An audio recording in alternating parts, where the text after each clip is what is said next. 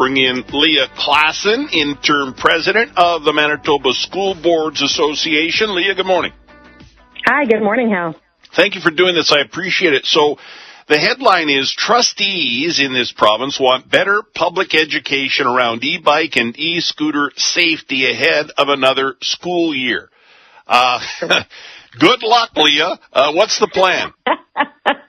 Well, so trustees got together in March, as we always do at our annual convention, and of course brought forward to the membership on things that were hot and pressing in their areas. And one of them was the update to the health curriculum in the early and middle years to emphasize the bike safety and the power-assisted bikes and e-scooters. So that was the resolution brought forward, voted on by membership. So then our job, of course, with Manitoba School Boards Association is to bring that forward to government and advocate for some change. Mm-hmm. So this would be in the classroom, but I think it needs to go outside of the classroom as well and into the parking lot or, where the kids are parking their e-bikes and e-scooters.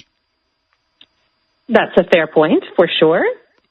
So what's the plan beyond the classroom? It's great to say, hey, these new e-bikes and e-scooters are more dangerous than bikes and skateboards that we've seen in the past. How do we make sure kids get it and react properly beyond teaching this in the classroom?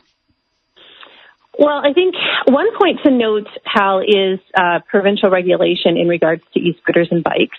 I know that there are some local municipalities that have created bylaws to definitely enforce those rules and regulations. And then I believe that it's up to our public education system, of course, our schools, and how they do that. Way back in the day, you might remember we had bicycle safety courses. So we actually went out and we tried it on the parking lot, as you were to say, right? We had folks that were well aware of the rules and we could practice that. So I would imagine that would be a great opportunity if of course, resources and time allowed for something like that. And then also educating our parents, which, your local school boards are really quite apt to do, is to put it out there so that parents are also aware of, what is important with safety and how fast these things can go and how dangerous they can be if it's not done properly.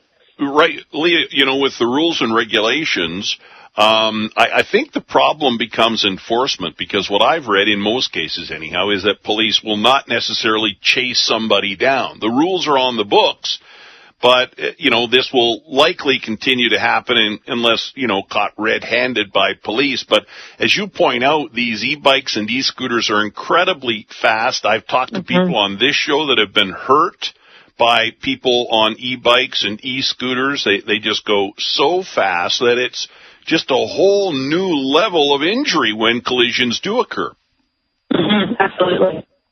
Yeah. So, if a teacher sees something in a parking lot or at a school, I guess that would be dealt with at that level, or is that not on teachers? Well, I imagine so, but I see, again, not... we've got Leah, I'm sorry, we've got a really bad cell connection here. I don't know if you can try a different area and we'll give it another go. Go ahead. Okay. So can you hear me now? Is it all right? Maybe move one more time and then I might have to let you go. Okay. How's this over here? There you go. Perfect. Go. All right. So of course, trustees are governance related. We're not in the classrooms and not on the parking lots. Right. However, things that are happening in schools, of course, our teachers are going to be monitoring and looking at. I can't really see that this is happening on parking lots in schools. They're going to park their scooters, they're going to go into school, and then they're going to, go about their day. So, but I would imagine that the education piece, that's the critical piece, and understanding and understanding with the community what the rules are around this. Sure. Okay, well, good luck with that in the classroom. I think it's going to be more, just my opinion, Leah, more important, and I understand as trustees and as school boards, you do what you do, but I think it's going to have to go beyond that. And I think the education also has to happen with parents. I know many parents understand the dangers with e-bikes and e-scooters, the speeds that they can attain. But I think some parents just go, well, he's got a fancy new bike and don't understand just how fast they can go.